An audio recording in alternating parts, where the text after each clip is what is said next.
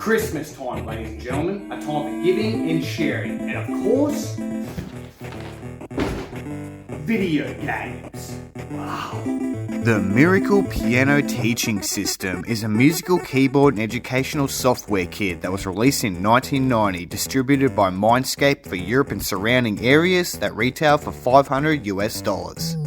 Our bundle came with the unit itself that has various switches for volume adjustment and different sound synthesizers. You'll probably need to read the instruction manual, which should get you on track and started in no time. Yeah, nice, a detachable foot pedal and a whole bunch of floppy disks for Mac, Amiga and MS-DOS. Lastly, but most importantly, one musical instrument digital interface converter cable because, yep, that's right, it's compatible with the Nintendo Entertainment System. The UK version of the game, unlike the US, is developed by Mindscape but still published by the software Toolworks that teaches the player classic/rock piano, show tunes and custom lessons, tutoring through various methods of play-alongs and software minigames such as Roboman and Duck Hunt. The Miracle Piano was a commercial failure due to its high price and niche audience appeal, however was very well received by critics with a 93% score for the Amiga format. Computer Gaming World described the game as, quote, a clever way to teach lessons, unquote. The keyboard was discontinued in 1997 due to its successor, the Piano Discovery System. Let's check it out. Let me start by saying this piece of software offers the player a lot of ways to incorporate piano skills and lessons. The game has many play-along musicals, Jingle Bells, Yankee Doodle, Old MacDonald, some good classics. These all have various difficulty levels and you can choose between child and adult just after the title screen. Honestly, I can't play the piano for shit and stuck to the basics. You'll also find that the metronome doesn't generate sound through the NES, but instead the piano that's converted by the MIDI cable, so that means the unit can be used independently. The Miracle is also compatible with the Super Nintendo and Genesis, which kind of kept this thing relevant, but barely. The practice room offers solo performances as well as rhythms and 2 mini-games. Yeah, you play as Rob the Robot hitting different notes to create a path forward, some silly goofy entertainment, and it's not half bad. Although I can't say the same about Duck Hunt. This is mindless. Shoot the ducks with the keyboard. We ended up cheating. Other games such as Ripcord Paratroopers, Aliens and Custom Studio can be found on the Amiga and Macintosh formats. The software Toolworks also sold conversion kits that made the piano compatible with relevant PCs and consoles at the time. The best aspect of the system is that it's an easy and simple way to learn the piano. The software really does accommodate all ages from learner to expert, and it's pretty decent. Unfortunately, it cost way too much in 1990, especially for just an accessory, $750 Australian in this day currency, but hey, the hardware checks out as does the game software, so in that regard, 2 thumbs up.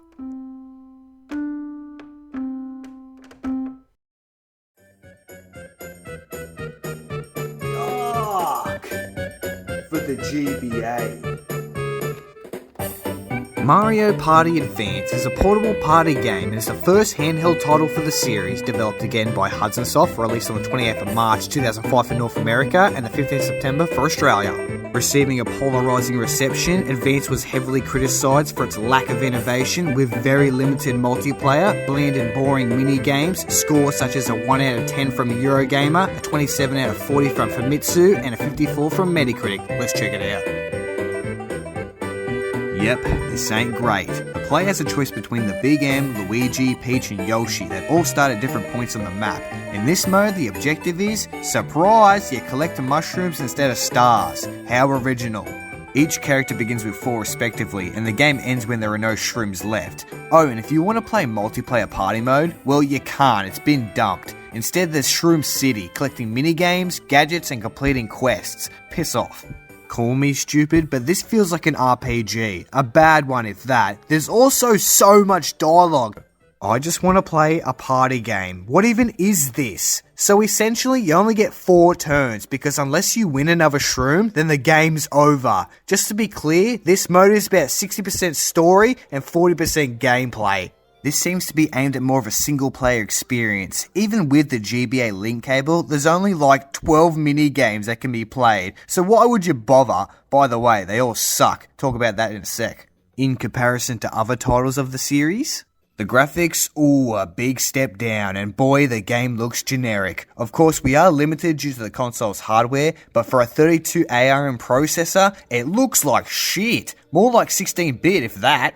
Which, it's not far off, as the GBA ran 2 CPUs that would render some aspects in 32-bit visuals, let's say backgrounds, but the games were built in around 16. Nintendo, you're not fooling anyone. Anyways, I'm getting off topic. Did I mention that the cutscenes in this game go on forever? This one took at least 5 minutes, and we solved the puzzle in about 10 seconds. And again, the dialogue. Jesus, is all this text necessary? The pacing is stretched out, so be prepared to spam buttons. Shall we discuss the mini-games? With 120, it's quantity over quality. Majority are just too simple, boring as fuck, and unmemorable.